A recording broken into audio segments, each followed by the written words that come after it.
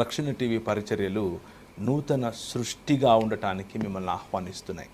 నూతన సృష్టిగా ఉండాలి అనంటే మరి కనులుండి చూడలేని, చెవులుండి వినలేనటువంటి విగ్రహముల జోలికి, ఆ విగ్రహములు వేరు వేరు మతాలలో ఉన్నవైనా అవ్వచ్చు, క్రైస్తవ మతంలో ఉన్నటువంటి విగ్రహములు అవ్వచ్చు, హోలీ ల్యాండ్ పేరు మీద ఉండేటటువంటి విగ్రహాలు అవ్వచ్చు, నీ చదువు, నీ అందం, నీ చందం, నీ కులం, నీ ప్రాంతం, నీ భాష మొదలైనటువంటి ఏ విగ్రహమైనా కావచ్చు, దేవుని స్థానాన్ని తీసుకునే ప్రతి విగ్రహాన్ని కూడా ఈరోజు సాయంకాలం యేసుక్రీస్తు యొక్క పునరుత్థాన దినమందు నిన్ను నువ్వు తిరిగి ప్రభువుకు అప్పచెప్పుకుంటే ఆ విగ్రహము వంటి వాడవు కాకుండా జీవము కలిగిన వాడవుగా తిరిగి ఆయనకు అంటు కట్టబడతావు. కోసివేయబడినటువంటి కొమ్మగా కాకుండా అంటు కట్టబడినటువంటి కొమ్మగా జీవమును, జీవాధిపతికి అంటుకట్టడం ద్వారా జీవమును అనగా నూతన సృష్టిగా నువ్వు మారతావు. సో ఈరోజు సాయంకాలం ఒకవేళ మీరు ఈ మాటలు వింటూ ఉంటే ఈ మాటలు ప్రత్యేకంగా మీకోసమే అన్న విషయాన్ని జ్ఞాపకం చేసుకోండి.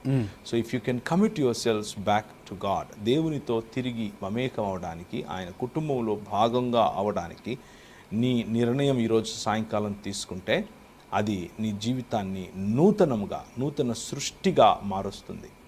నీ జీవితం ఇచ్చువాడిగా ఉంటుంది కానీ అడుక్కు తినేవాడిగా ఉండదు.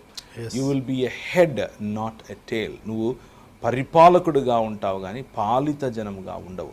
నువ్వు తలగా ఉంటావు, తోకగా ఉండవు. ఆయన రాజ్యమును ప్రకటిస్తావు, విస్తరింపచేస్తావు, ప్రాతినిధ్యాన్ని వహిస్తావు. అటువంటి ఈ గొప్ప పిలుపులోనికి మీరు వస్తారని ఆశపడుతున్నాను. Thank you very much. Thank you అండి. మృత్యుంజయ్ గారు, మీరు కూడా చివరిగా 2-3 మాటలు చెప్పి మీరు ప్రార్థన చేయాలి. ప్రపంచంలో ప్రతి మానవుడు కూడా తాను బయటికి చెప్పుకున్నా చెప్పుకోపోయినా ఆలోచిస్తున్న ఒక అంశము ఏంటి అనంటే తన మరణం గురించి. ప్రపంచ ప్రసిద్ధి చెందిన ఆధునిక మానసిక తత్వవేత్త, చదువుకున్న వాళ్ళందరికీ పరిచయమై ఉండుంటాడు, సిగ్మండ్ ఫ్రాయిడ్.